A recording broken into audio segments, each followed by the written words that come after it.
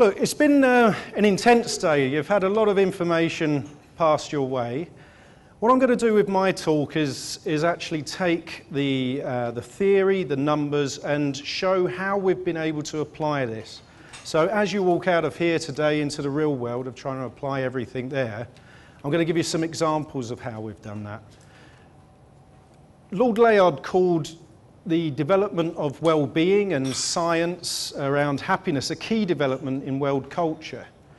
It is, but we've got to be pragmatic about this. Governments will not implement well-being unless there's a fiscal reason for it, unless there's money. Thomas, you had a great point earlier. Companies won't do it. Companies and governments are short-term organisations. They're in power for about 4 years, takes them about 6 to 9 months to get their feet under the table. They need numbers, they need outcomes rapidly. Marty Seligman quoted Michael Gove, the UK Education Minister for the moment, he said all he's interested in is, will this improve literacy and numeracy? Well, you know, it took a couple of years' work. Oh, it turns out it does. You know, it's not just about improving happiness. But you can understand Michael Gove. If this takes 4 or 5 years to really change things around, he's not going to be there in 4 or 5 years in all likelihood anyway. You need quick outcomes. So hopefully my talk will be a little bit realistically optimistic. They're not mutually exclusive. Now, when you think about governments, there's only about 5 places, 5 opportunities where they might be able to implement well-being interventions, where they've got a citizen in the palm of their hand where they can do something with them. This is in the armed forces, in prisons, I'll point at you again, when they're in education, when they need healthcare, and then my particular focus, when they're in need of welfare support, when they're unemployed. For me as well, the welfare budget in Australia is 50.4% of the entire federal budget in Canberra. That's the largest single budget. Specifically, we're talking about $18.3 billion this year spent on services to get people back to work, Centrelink, outsourced employment services, benefits payments. That's the tip of the iceberg for the unemployed. They get housing benefits, etc., etc. But there's something interesting going on around the world at the moment, and the figures from the United States just last month showed that 4.1 million US adults are now considered long-term unemployed, at least 6 months, but many of them, you know, could be 6 years or so unemployed. This is increasing. It's a trend seen around most of the Western world. That is about 40% of the 10.9 million US unemployed. It's a trend that's increasing. Why are there fewer and fewer, I think they call it fractional or frictional unemployed, where you drop out because your company's gone bust or there's an economic change or a technological change, and you quickly get back into work? No, there's a greater proportion of people being long-term unemployed, perhaps generationally unemployed. Your father or your mother or your grandfather didn't work either. And there's been a few theories as to why this might be. Is it due to the emergencies of the BRIC nations, Brazil, Russia, India and China? Possibly. Are there fewer jobs in Western nations because they've gone to these? Possibly. But where most of the hand-wringing and theorising has come from is there an increased entitlement, a sense of entitlement to welfare? Now, a couple of 100 years ago, if you didn't have a job, if you weren't bringing in any money or anything to barter with, your family would crowd around, look after you, and then as soon as an opportunity came up, they'd push you into it. Now it's not like that because you get this handout from this faceless state. The irony is that the term welfare was really coined in late Victorian times because people wouldn't accept charity. People just wouldn't accept government handouts. So they said, well, how can we give them a sense of entitlement? I know, we'll call it welfare. No, this is your welfare, you know, we're looking after your welfare, da-da-da-da-da. The irony now is it's been too successful. You know, people have this sense of entitlement. So what do we do about it? Well, don't worry, and we've all done a lot of bashing of GDP and economic theory and policies, and I'm going to do exactly the same. Now, GDP, I've got a couple of lovely quotes here. I put on my pretend glasses. There's a gentleman in 1934 called Kuznets called GDP an oversimplification. In 1962, 30 years later, he called it, look, the welfare of a nation can scarcely be informed or inferred from a measurement of national income, such as GDP. The reason why this bloke's relevant is he wrote it, he devised it, he did the initial Congress report in 1934 during the Depression. He said it's an oversimplification. There's another issue with economics, is it presumes that humans act for net gain. Okay? Everything we do is predictable. This is how you can develop policies, because we will act for net gain. Now that isn't true. I saw how much cake was eaten. There was loads of fruit there, nearly all the cake went. So we are rubbish. Humans are rubbish at self-regulation and self-control. In fact, that VME signature strength survey, out of 3 million people that have completed that, the bottom of the 24 strengths is self-regulation and self-control. We do not act for net gain. Even Adam Smith, the father of economics, said that humans and economics are driven by man seeking to be worthy of others' admiration. We're trying to impress each other, or at least avoid embarrassment. Check my flies aren't undone. Right, okay. So it's interesting, but now we don't have to rely on economics. We have behavioural science, 40 years of it, that enables us to more accurately predict how we're all going to behave, how the electorate are about to behave. The only problem is it's mostly supermarkets and ad agencies using this science. We need to use it more, and we have been. So what I'm going to do in this little talk is talk through the issues in the welfare sector in particular. This is really relevant to us. Now, most of us focus on children so that we can give them a really good start in life. We've got a really brilliant foothold here in South Australia. But what happens when you're an adult? What happens 2 kilometres up the road when Holden closes? Is it, oh, well, if only we'd got to them 20 years ago and made them resilient at school, they'd be able to cope with it right now. Can we do anything with adults? That's what I'm going to explore. I'm going to look at conventional wisdom and scientific fact, what we did about it, the research studies we undertook, and the results and implications. Right. So, it all started for me when I was but a twinkle in my mother's eye. Did you see what I did there? 3 hours that took. But this was me. As you can see, as an 8-year-old, I was severely disadvantaged. I had bright, curly, ginger hair. So much spit went into my hair for the school photo there, just to slick it down. But I grew up in Frian's Estate, it was called, in Basildon, a new town just outside of London that was an architect's dream. It was developed for people who were becoming more affluent, that wanted to move outside of London, be nearer the seaside, nearer the countryside, and move forward. It was a beautiful concept. The reality was something different. This really is Frian's Estate. That really was the design for the Frian's Estate. And but what I found here was that you'd have 2 children. There are, how many homes there? 8 homes, masonettes they were called, very nice. But you'd have 2 children born right next to each other in these 2 masonettes with similar issues, similar levels of disadvantage and deprivation. Their father was in prison, they had 5 or 6 brothers and sisters, they had 2 rooms between them, their mother was unemployed, had alcohol abuse issues. Obviously I'm not talking about my mum, this is being filmed, so I better not. And what was fascinating, what was obvious to me as even a ginger 8-year-old, is that I saw that one child would see this as a barrier to progress. They'd see this, they'll be citing these issues for the rest of their life. They'll be talking about them, yeah, well, I can't do that, you know, we haven't got a car, we can't get anywhere, and da-da-da-da-da. Whereas another child will cite exactly these same issues as the whole motivation for them succeeding and moving forward in life. It seemed to me that the greatest barriers were mental, were psychological. So hence my focus on this. The other reason, where is she? At the back, this is for you, Shireen. She said, you know who you remind me of in the break?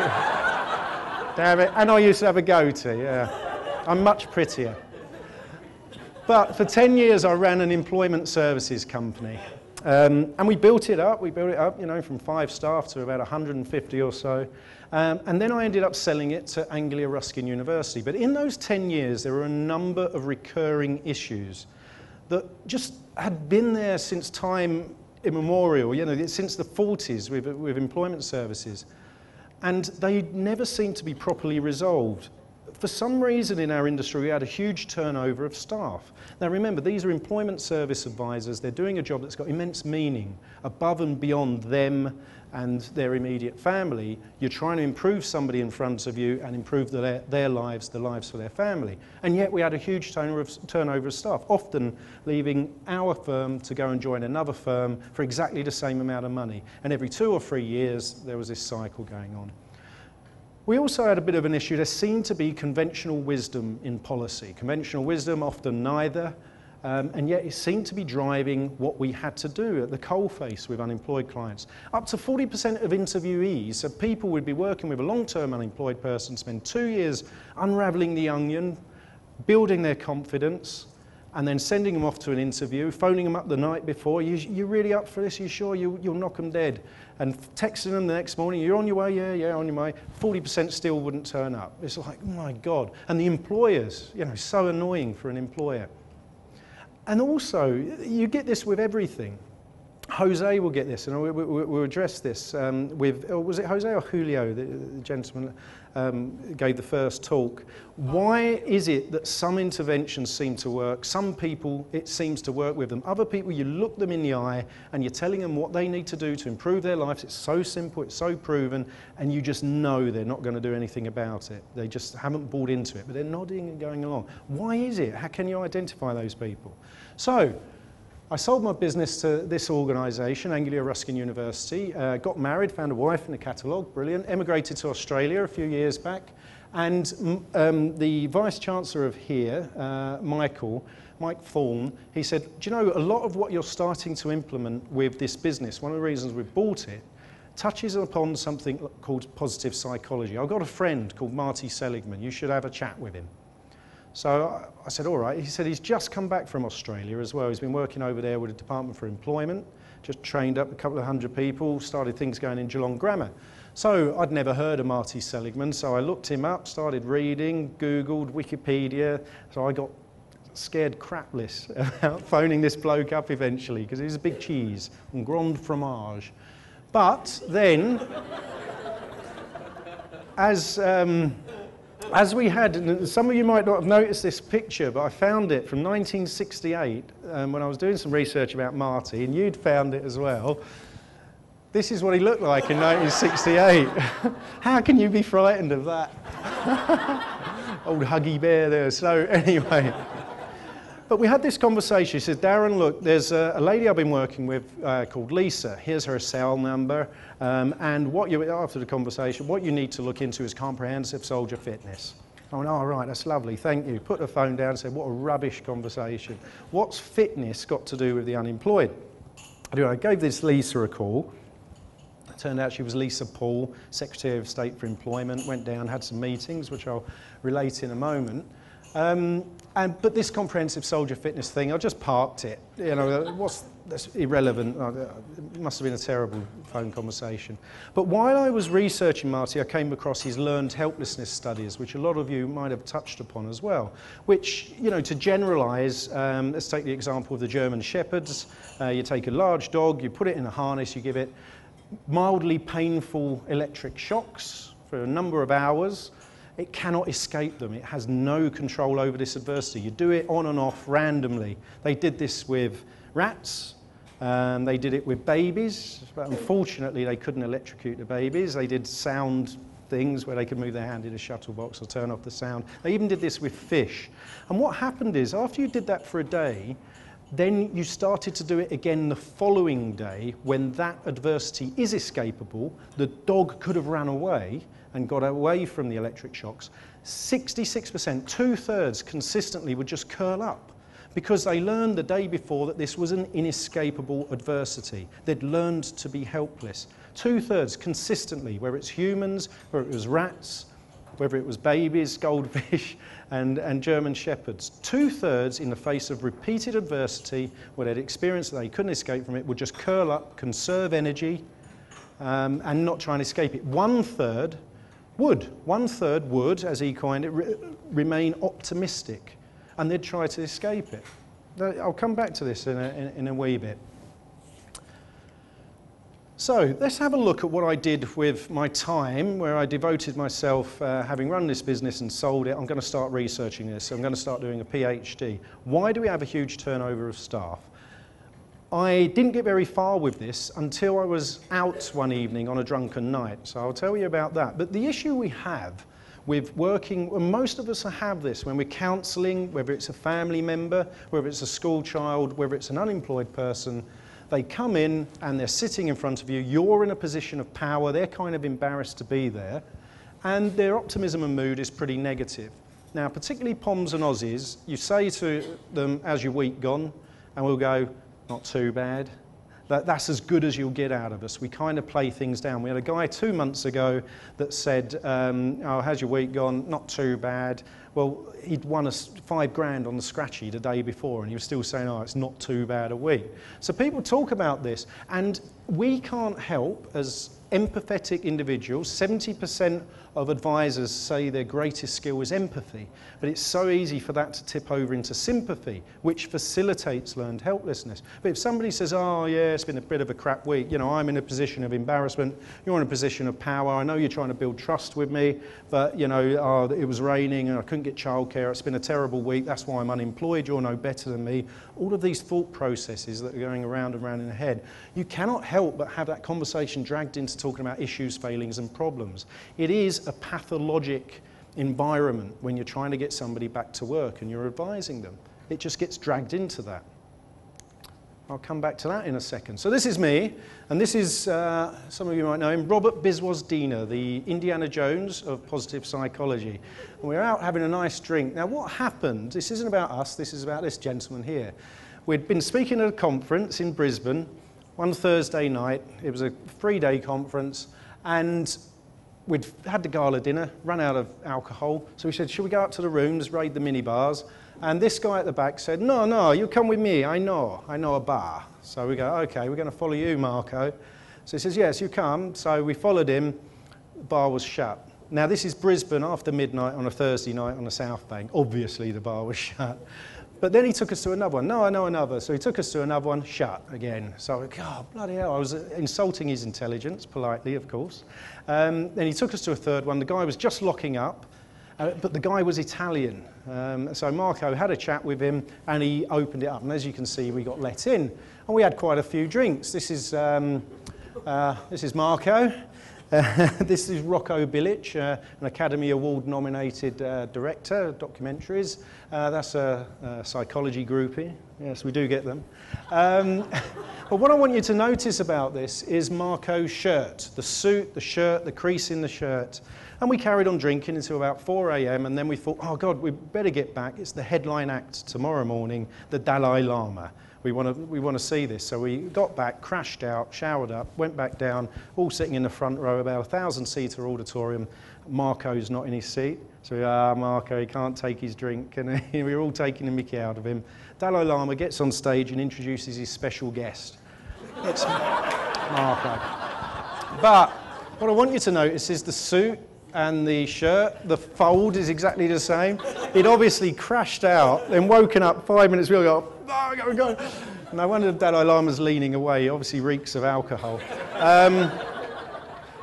So then suddenly I wasn't calling Marco an idiot, because Marco was called up because he had headed research into mirror neurons, which a lot of you might have heard of. But I'll summarise this and why it was relevant, because I had a chat with him afterwards. I told him about this staff turnover issue. And he said, "Darren, the issue is that we found that macaque monkeys, we found it when one was eating a raisin and then they replicated it. When one macaque monkey watches another macaque monkey having a drink, the neurons that fire in its brain aren't, "Oh, I wonder if I'm thirsty, what does that taste like?" They're reaching out, grasping, lifting, tasting, swallowing. And they thought, that's peculiar, an exact physiological mirror of what's going on in the monkey's brain that's actually doing it. So then they thought, well, let's try this on humans. So they did it with pianists playing, and these are the neurons firing up in the brain. And a pianist listening. Now, these neurons aren't necessarily listening in pleasure zones. They're reading music, swaying to it, moving your fingers and what have you. And then they got non-musicians, people that can't even read music, and they measured their neurons. And some of these main zones firing up, non-musicians trying to read music in their own mind, moving, this sort of thing. Exact physiological mirrors of what you're observing going on. Now, this is profound. It's a profound discovery. As he described it to me in my drunken state, this is proving that empathy is physiological, or it's suggesting that at least. Empathy is physiological. Now, we've already known this for years, but we don't know we know it. If I fell off this stage right now, most of you would probably cheer, but some of you will put your hands up and flinch. And if you see other people tripping over or spilling things on themselves, we often flinch ourselves, because in our own brain it's happening to us. Now, what he said to me is, you've got an advisor dealing with somebody 5 hours a day, 5 clients a day, 5 days a week, and this person's exhibiting all the symptoms of anxiety, stress and depression, then your advisors will have, by the end of the week, all the symptoms of anxiety, stress and depression. You have to turn this around. And you do it by talking about purpose, strengths and successes. You don't do it by talking about your issues, failings and problems. We've seen as well, when you're unemployed, depression shoots up and other psychological issues kick in, mental health issues. So we've got to kickstart talking about those things. Forget the unemployed person. It's for the mental health of the advisor and the counsellor. Now, this is fascinating. So he went away and did that. That's kind of answered why we have this burnout in an industry that has a huge amount of meaning. Now, after I spoke to Lisa Paul, the lady that Marty Seligman put me in touch with, I went into Canberra and had a meeting with a lady there that was talking to me. She was in charge of a program that dealt with the generationally unemployed. And she said to me, I said, how effective is it working with people where the mum, the brother, the grandfather, the daughter are all unemployed in that same family? She said, you cannot measure the success of this just by how much it costs, because it costs a lot. And we're kind of embarrassed about it. But there's a multiplier effect. If you get one person from a long-term unemployed family into work, they're held up as a paragon, an example to the rest of the family. I thought, oh, this is brilliant. So next time I was on a stage talking to a couple of hundred employment service advisors, I repeated this, thinking I sounded very intelligent. And I saw half of the audience started to roll their eyes, and I lost them. So I stopped and said, well, why are you saying that? And they said, well, that is true in maybe 1 in 10% of the cases. If one person from the family gets a job, the rest of the family rally round, they try and copy them. And 90% of the time, that person that's trying to get a job is undermined, they have the mickey taken out of them, they're ostracised. So I thought, well, I've got policymakers saying one thing, and then I've got people on the front line saying something totally different. So we mustered together, we worked with the uni up at the Sunshine Coast. We undertook a study into in-group, out-group. You know, humans form in-groups where, you know, you club together with people that support the same teams, beer drinkers, wine drinkers. You boost your self-esteem, self-confidence by talking about the same thing with each other and taking the mickey out of people that haven't got the same interests, that support, you know, Fitzroy or whatever it might be. What have you got here? Port Adelaide, Adelaide Crows or whatever. So it turned out there is a generationally unemployed in-group. That means if you try and extract yourself from your unemployed family, they will take the mickey out of you and undermine you and ostracise you. But to give you an example of what how this plays out in reality, how this is going to play out just up the road at Holden when those people were made redundant, is that a young boy comes in, he says morning to his dad who's having breakfast, maybe it's 11 a.m. His dad's unemployed, alcohol breath, shaven-headed, 50-year-old dad, and his son's wearing a suit, 20-year-old son wearing a suit, and dad goes, what are you wearing a suit for, son? And he says, well, I've got an interview today, Dad, I'm trying to get a job. And he'll say, well, you look an idiot. You're just going to make a right tit of yourself. Or words to that effect. Obviously not the scientifically utilised words. Now, that same dad will then go to the pub at lunchtime, 1 hour later, and see his mate there, also long-term unemployed, but his mate's wearing a suit, knocking back a Jack Daniels, and he said, what are you doing wearing a suit? And he said, well, I'm just getting a bit of Dutch courage, I've got an interview. And the bloke says, well, you look brilliant, you'll knock them dead. So the same dad, a generationally unemployed family, will undermine each other, but not their friends. It's a fascinating trait, but it bucks the trend against conventional wisdom. And it also gives us insights into how we should intervene, because if you're seen to be from an out group telling somebody that's long-term unemployed, and you look like you've never been unemployed in your life, or you're from Oxbridge or whatever, and you're telling them what they need to do, you are much less effective. You've got no credibility with those individuals. You have to be authentic, of course. You've got no credibility. So that was a fascinating insight, conventional wisdom. But it doesn't necessarily answer both of these. It might give us an answer as to why up to 40% of interviewees don't turn up. It's because they're all dressed and their dad's just taken the mickey out of them. A real example we got out of Bundaberg a few months ago is a girl was on her way for her first interview, 18-year-old, and her nan had a right go at her, saying, "You're so selfish trying to get a job. Who's going to walk my dog now?" It's that sort of undermining thing. But some job seekers just don't seem to be trying still. Why is that? Nobody's really been able to put their finger on it. And in fact, in a meeting I had with the Department of Work and Pensions a couple of years ago, they said, "Darren, if we have," so this is the UK Department for Employment, "if we have one holy grail, it's to be able to identify in the first 6 months of being unemployed whether somebody's going to need help getting into work or not." Now, a government cannot afford to help everybody in their first 6 months of unemployment. The budgets just aren't there. But if you go beyond 6 months of unemployment, mental health issues kick in and employer prejudice, subconscious prejudice kicks in. And you're much less likely to get a job. You're much more likely to be long-term unemployed. The first 6 months of everybody at Holden after they've been made redundant are absolutely critical. So they said, but we don't know how to identify that. So all we do is we help people only after they're 6 or 12 months unemployed. So we do it on a time basis unless there's a disability issue. So I went asking universities around the world, wrote to UPenn, University of Rhode Island, University of New South Wales. And actually Rhode Island came back to me and they said, we might have something that can help you identify this. And it was something called the Trans-Theoretical Model and Change by Prochaska and Di Clemente. And actually this was something that my supervisor on the PhD had already told me about and I ignored. And then it turned out it was genius, it's perfect. This has been used since 1982 with up to 250,000 Americans to try and cease smoking. And what they do, they've narrowed it down to generally about 12 questions, 12 items that you can ask somebody to work out where they are in terms of their readiness to change behaviours. It's really elegant, really logical. If they're a pre-contemplator, they have absolutely no intention of giving up smoking. The pros are outweighed by the cons. If they're a contemplator, yeah, I'm thinking about it, I'm gonna do something about it, maybe in 6 months' time.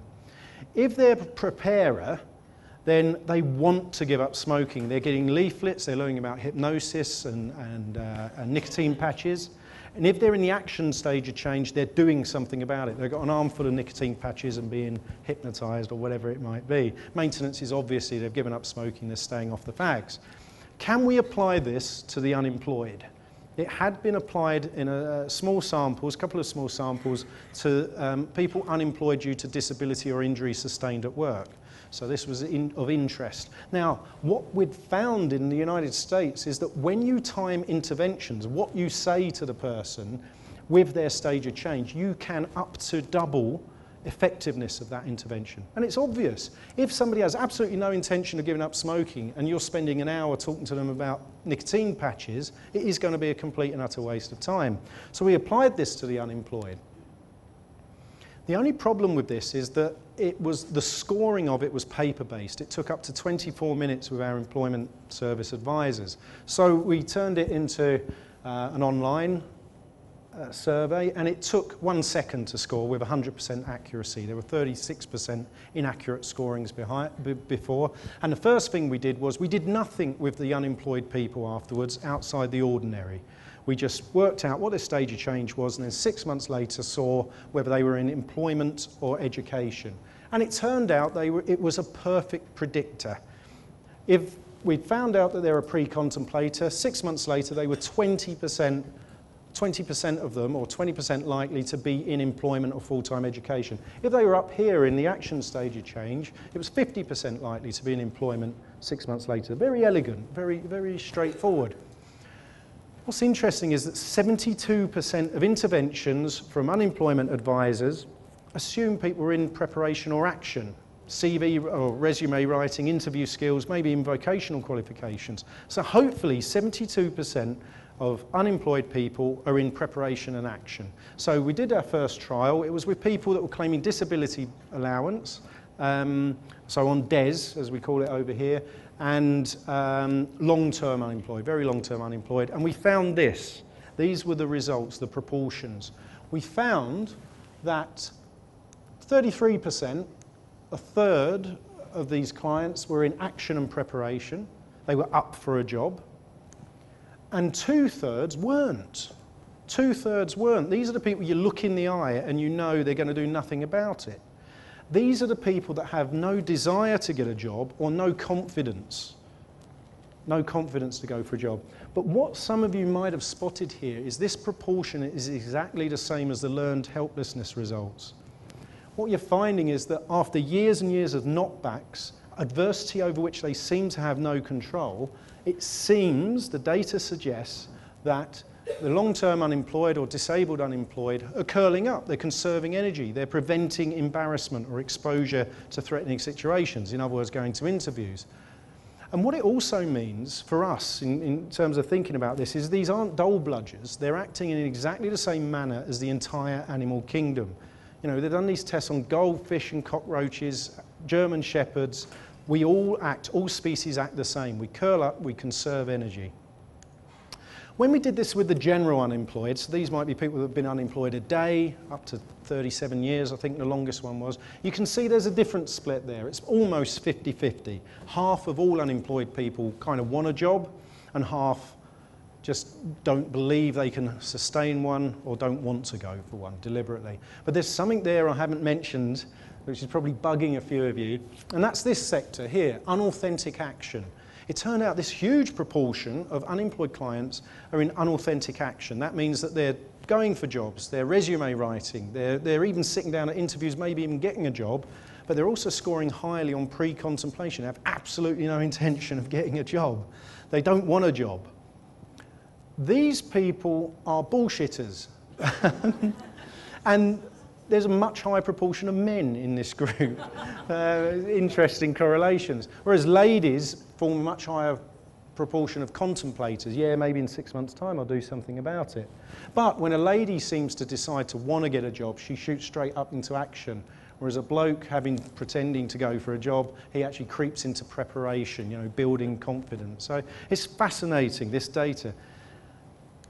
We can also split it by stream. In Australia, you have a job seeker classification index, and by working out distance from employment, you're either a stream 1, that means you're close to employment. You might be 23 years old, just left uni, just signed on at Centrelink, you've got an engineering degree or whatever. Back to stream 4, or up to stream 4, where you're much less likely to be re-employed, or you're further away from the employment sector.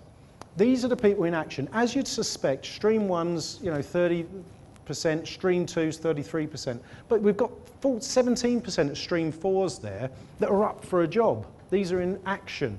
So making them do things like wellbeing and resilience courses is actually holding them back. They need practical things. They need resume writing, interview skills, job search skills. Now, this is where we really salivated. When we looked at pre-contemplators, people with absolutely no intention of going for a job or getting a job, 13% of stream 1s, people that are pretty much only just unemployed, have absolutely no intention or belief that they can get a job.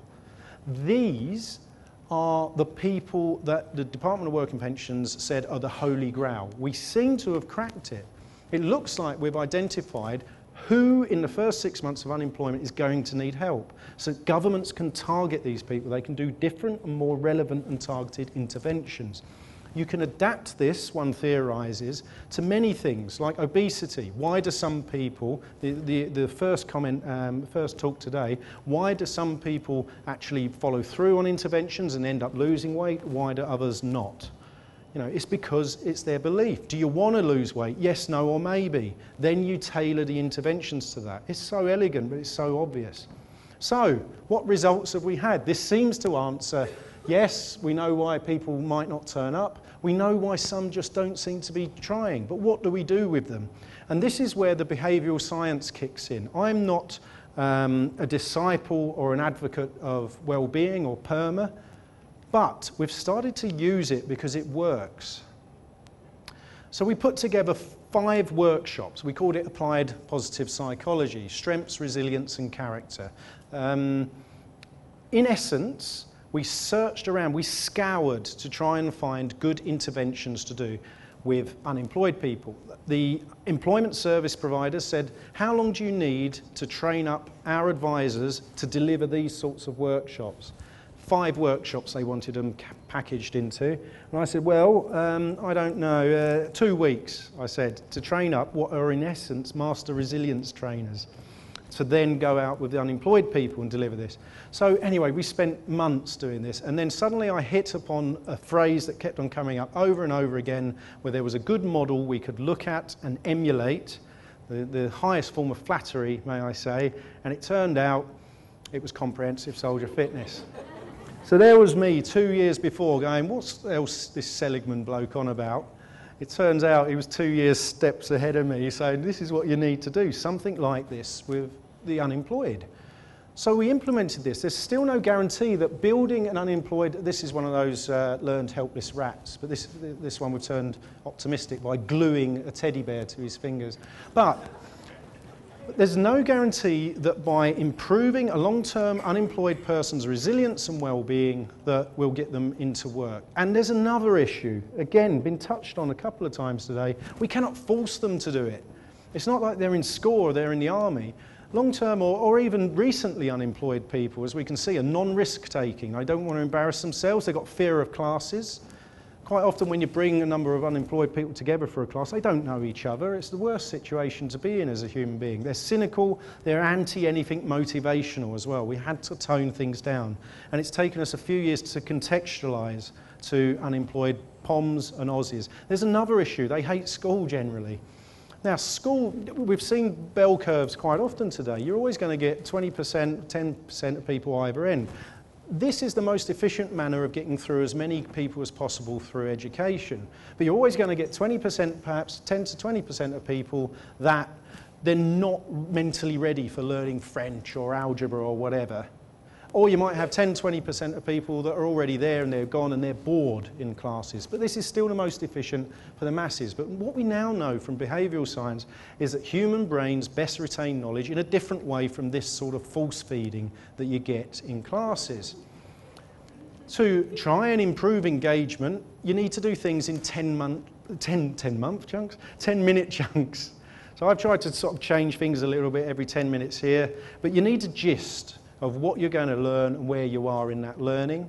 And you need regular jolts, hooks, and to capitalise upon the perversity of the human brain, the associative memory we have. If you tell somebody your name, a lot of you would have had it today, they won't remember it. But if that person that you've just told their name think, oh, okay, her name was Jane, I'm going to think of Tarzan. Next time you see her, go, hello, Tarzan. No, Jane, that sort of thing. But our brains are peculiar.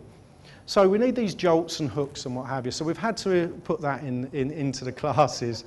And as we've touched upon again, humans evolved to function at their optimum, mentally, not physically, when walking 8 to 12 kilometres a day. This is where that 10,000 steps initiative comes from. Hang on, let me just try something. Yes. Strange. But with school children, those that are bored, fidgety, playing up while sitting down, well, they're just being human. We didn't evolve to be sat down. That's why some of the braver of the speakers have got you to stand up and move around. Children are expected as well to completely change personality the second they leave school. When you're at school, sit down, shut up, listen, do this, do that. You leave, right, I want you to be proactive, entrepreneurial and outspoken. Just like that. It just doesn't work. So we've had to take this into account when devising our interventions.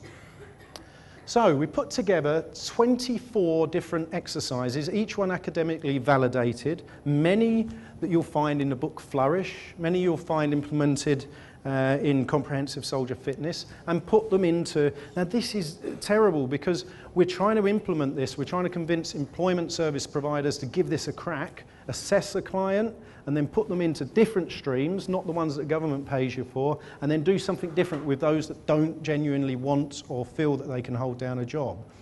So I said, how long can we have them for? They said, well, 5 sessions, maximum of 2 hours per session. So, oh, blimey, this is light touch positive psychology, light touch, PERMA interventions. But we gave it a crack, and here are the results, which I'll finish on. The first time we did this was in Bundaberg about 3 years ago.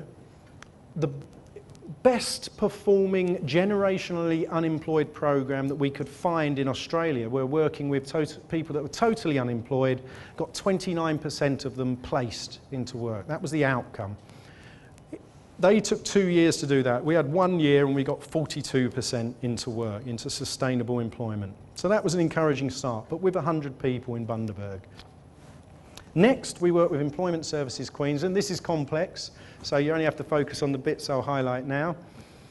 And we assessed them, and when they were pre-contemplators, contemplators, unauthentic actors, we then put them through workshops, but not 1,500 of them. We just, business as usual with those. They were a control. 2,500 we did put through the workshops, and this is the difference in outcomes 6 months later. Had we increased the number that went into work with these light touch, sort of half-day workshops, pre-contemplators, we improved into work outcomes by 20%, contemplators by 23%, unauthentic actors by 30%. Now, I was kind of disappointed in that. I thought, well, we're going to get everyone into work after this. But no, what this means is that out of a group of 100 people, unauthentic actors, 30 more were in work than would have been in business as usual welfare interventions that have dominated the marketplace since the Second World War. This is a profound result, to quote the Chief Scientist of Queensland. Profound. If that's a bit complicated to understand, then we just say we introduced a model there to assessment of readiness to change, and then the applied positive psychology interventions, and they're the results, monthly interwork results. And I'm assured that since September, because they're the last official figures, they've actually broken records every month as well. What I love is this as well. For Employment Services Queensland, we can look at the interwork interventions and placement rates per location, so we can see there's no macroeconomic, there's not a Coles just opened in one particular town. And you can see these, all of these 22 different locations. This one there, Kawana, we think, well, how comes those that didn't go through the applied positive psychology workshops, how comes those that did, there's a 4 times better interwork placement rate than here in Goodna, where it actually went down? Now, this is brilliant because it turned out a lady in Goodna wasn't using our prezzies, she was just giving handouts and going off on her own. So it proves the importance of quality assurance, of that master resilience training for the people that deliver this. They have to rigidly stick to the academically evidenced interventions. Why was Kawana so good? The chief executive space there. So everyone was sticking to it very rigidly. But it enables you to performance manage overall, across the whole organisation, notwithstanding the people that we deliberately didn't put through this as a control. Their interwork placement outcomes went up from 16 to 20%. That's a 25% increase. Now, for Employment Services Queensland, and for me, and for the Michael Goves of England, and for the new government, all of this is great. Oh, are we making people happier, more resilient, well-being, that sort of thing? Well, who gives a damn? Because for a short-term democracy, it's money that matters. And these are the public purse arguments that ESQ put together. In those 9 months, they got 780 additional placements they can directly attribute to the applied positive psychology, the assessment and the app. They're paid on average $490 a week, direct benefits payments, not including the housing benefits, healthcare benefits. These are the direct placements. So it saved the government almost $20 million. This is with about 5,000 or 7,500 people in all. Now, what we're doing now, oh yes, uniquely in Queensland, unemployment went up during this period as well. What we're doing this year, we're having 100,000 Aussies and Brits going through the program. Now, if you can imagine what we did there, how much money we saved with 7,500 people, then you can see the public purse arguments. It is not mutually exclusive, improving people's well-being. There is a fiscal short-term benefit to be gained here as well, which is very encouraging. So, as far as we can see, this is the greatest net uplift we can find anywhere in the world in terms of large-scale policy implementation, trying to get people back to work. And overall, we've just started. You know, what's changed in those individuals? Is it we've given them the resilience to walk away from their families, the only support network they've ever known? You know, is it they ignoring the dad taking the mickey? Have we improved community and connectivity by having these workshops in group sessions? Maybe. Which interventions have the biggest impact? Out of those 24 interventions divided into 5 workshops, are there 20% that are getting 80% of the impact? That's where we're going with the research now. But whatever, we've got a tantalising glimpse now after 100 years of the welfare state of what can be achieved in a well-being state. So if we can leave you with anything from today is we're starting to implement this and we're getting results. So thank you very much.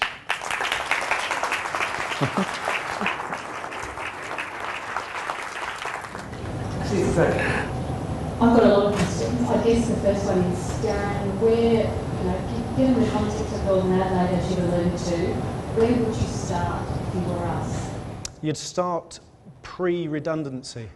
You'd start as soon as possible, gearing people up so that the redundancy, that first day when they don't have to wake up at 7 a.m.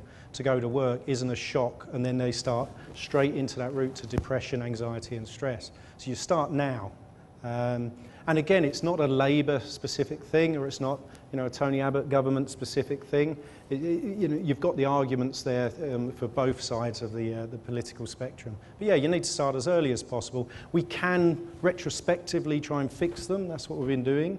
Or not fix them, but help them to fix themselves. Start building their own resilience. But yeah, start as soon as possible. And I'll just follow up to that, start with what? Well, assess. We can't afford to help everybody, so let's allocate the funding we do have in the most efficient way possible. Are you up for getting a job on your own back, or do you need help? The beauty of the assessment as well is it's got a bullshit factor, trying to think of a technical, scientific, academic term, but no, a bullshit factor in there that balances and allows for people saying what they think the assessment tool wants to hear. So assess them first, see who's going to need help, and then just work with them. The key thing we don't say to the unemployed is, this is to help you get a job. Somebody mentioned earlier that humans resist what they're forced to do.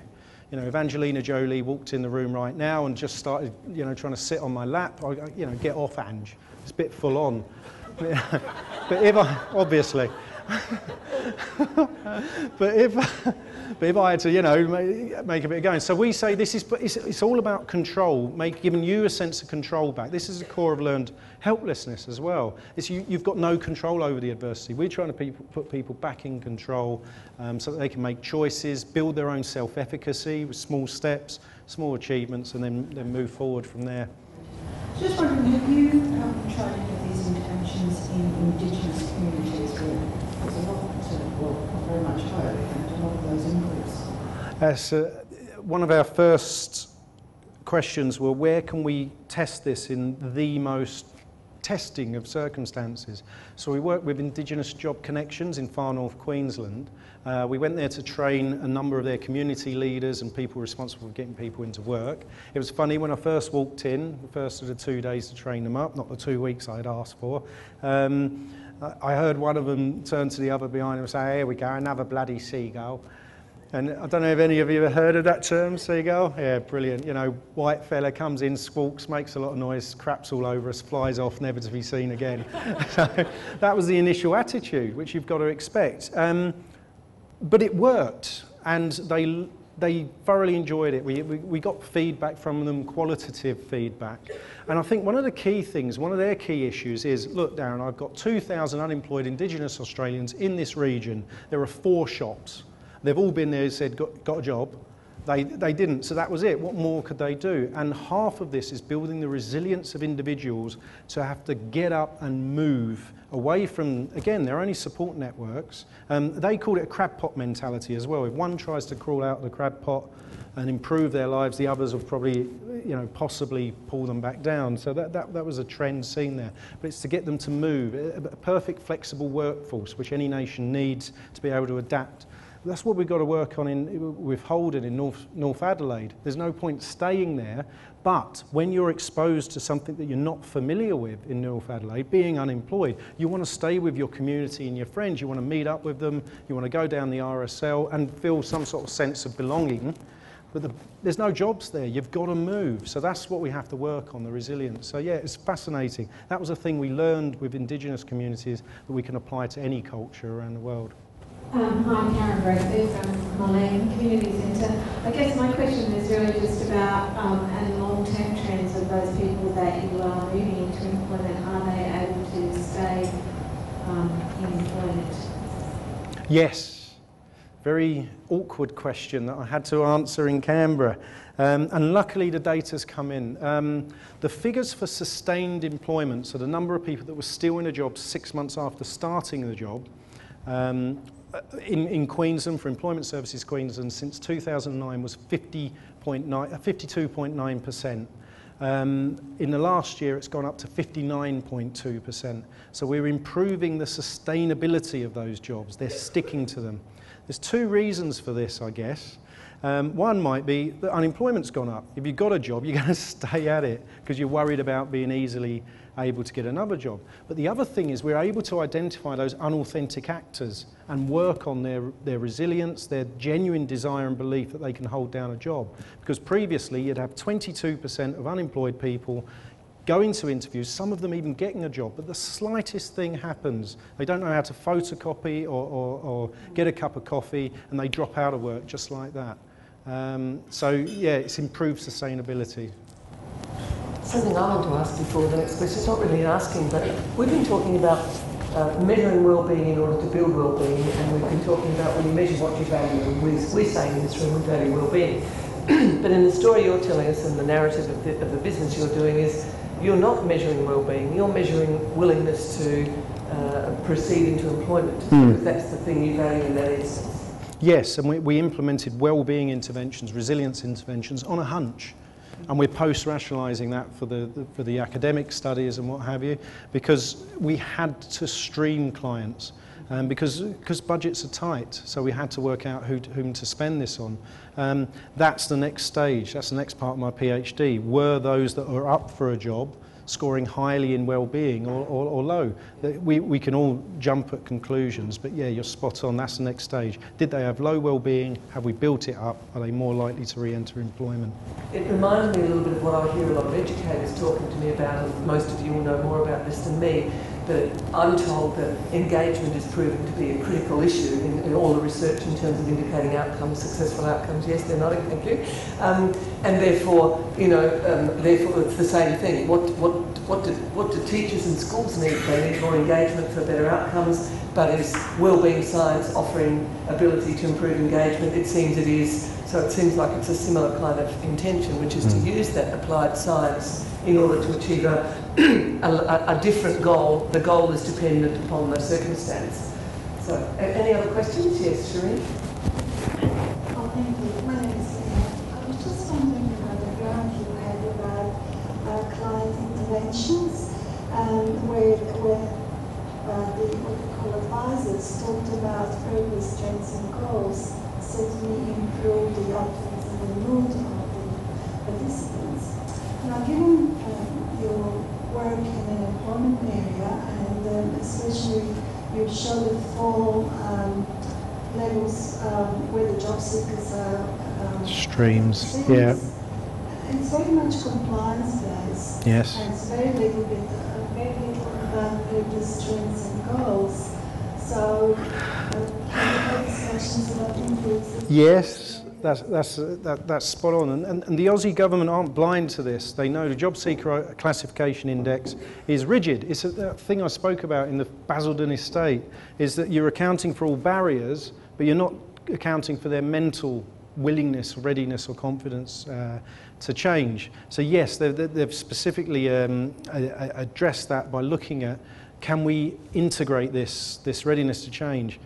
But there's a problem. No, you can't, because we tried it in the UK in Job Centre Plus, And when somebody takes this readiness to change survey with somebody in front of them that can sanction them, take away their benefits, if they don't overtly state that they're trying to get a job, then amazingly 72% of people are in action and preparation. So it doesn't necessarily work in a Centrelink, but it works in a Serena Russo, in a work directions or a job futures environment, those sorts of places. So yeah, it's intriguing.